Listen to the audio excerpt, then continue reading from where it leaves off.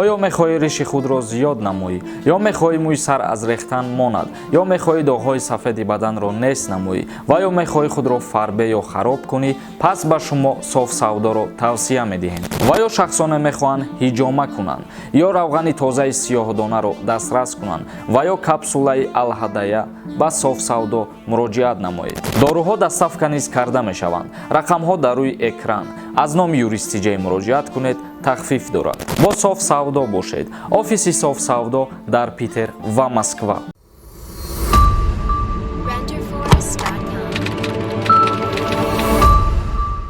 ассалому алайкум ба ҳама тамошобинони барномаҳои Сорбон Сафаров. умедвор ҳастем ки тансиҳат ва хонаобод мебошед.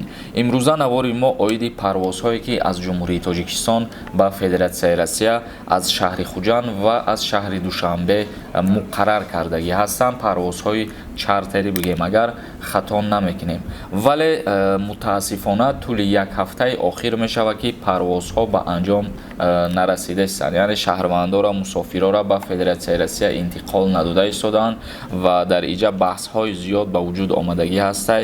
ногуфта намонад ки ширкати ҳавопаймоии Северни Ветер мо дар назар дорем ки аз шаҳри Хуҷанд ба Казан, Иркутск парвозҳои худша муқаррар кардагӣ буд ва аз шаҳри Душанбе боша ба Санкт-Петербург, Казан, Москва парвозҳош ба анҷом мерасид як ҳафта пеш ва тӯли як ҳафта мешавад ки шаҳрвандое ки чипта харидорӣ кардагӣ ҳастанд аз ҳами ширкати русӣ парвозҳош ба анҷом нарасидаистай ва мусофиро дармондагианд дар аэропорти Душанбе, дар аэропорти Хуҷанд. як пешниҳод буд як моҳ пеш тақрибан аз ҷониби авиатсияи граждании ҷумҳурии Тоҷикистон махсус ба ҳамин ширкат барои арзон кардани чиптаҳош, ки чиптаҳош хеле ба нархи гарон буданд, то 15 000 сомон то 16 000 сомона дар бар мегирифт ва авиатсияи граждании ҷумҳурии Тоҷикистон як пешниҳод кард, як шарт монд ки мақсад бояд чиптаҳот арзон карда шавад ва хушбахтона ин ширкати русӣ камтар чиптаҳои худша арзон кард. ба 3000-4000 сомон баробар накарду, вале арзонтар кард аз пештара дида, яъне аз 15-16 ҳазор дида камтар нархи ширкат нархи билета арзон кард ва тӯли як моҳ қариб парвозҳоро ба анҷом расонид.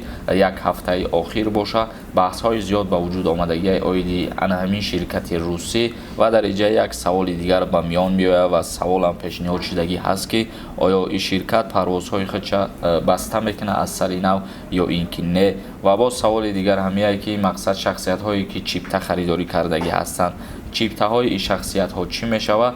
ҳар касе ки бо ин ширкат охирон маротиба чипта харидорӣ кардагӣ ҳастай, вай ҳатман ба Федератсияи Россия бо ҳамин ширкат парвоз мекунад, мерава. вале дар оянда чӣ мешавад? парвозҳо зиёд мешавад ё ки парвозҳо бо ҳамин ширкат баста мешавад?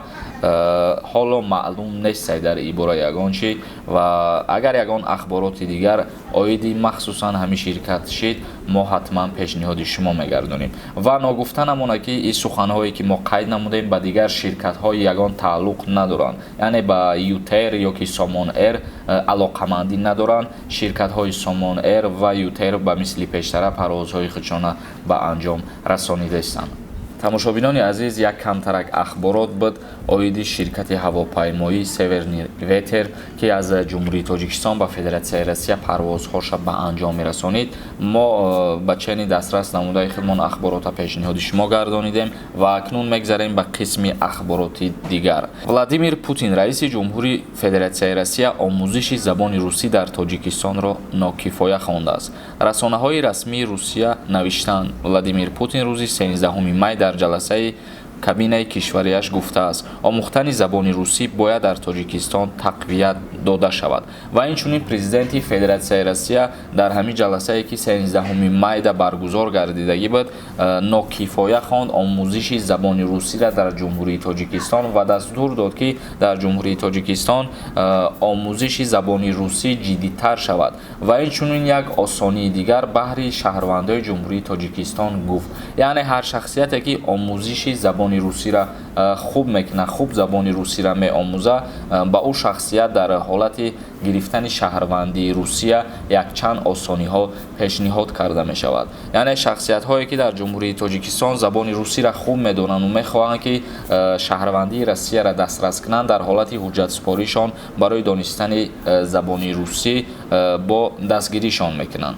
Федератсияи Россия то ин дам барои омӯзиши забони русӣ ба Тоҷикистон муаллимонро фиристодааст. Аз ҷумла соли 2018 бо дархости Тоҷикистон ҳукумати Федератсияи Россия 55 муаллими забони русӣ, риёзиёт, кимиё ва биологияро барои таълим дар мактабҳо фиристодааст. қисме аз маоши онҳоро Тоҷикистон ва қисмеро Русия пардохт мекунад. нафароне ки гирифтори дарди сутунмуҳра ҳастанд ва шумо беҳтарин духтури тоҷикро дар Федератсияи Россия шаҳри Екатеринбург тавсия медиҳем. Табобати дарди сутунмуҳра, грижаи сутунмуҳра ва дарди буғунҳо, артрити буғунҳо ва артрози буғунҳо.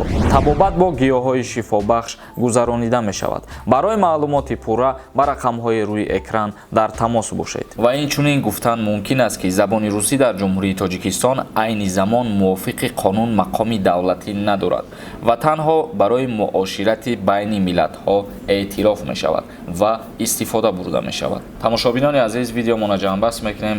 Видеоҳои нави моро интизор бошен ва агар ягон савол дошта бошен дар комментария саволотона пешниҳод бигардонед.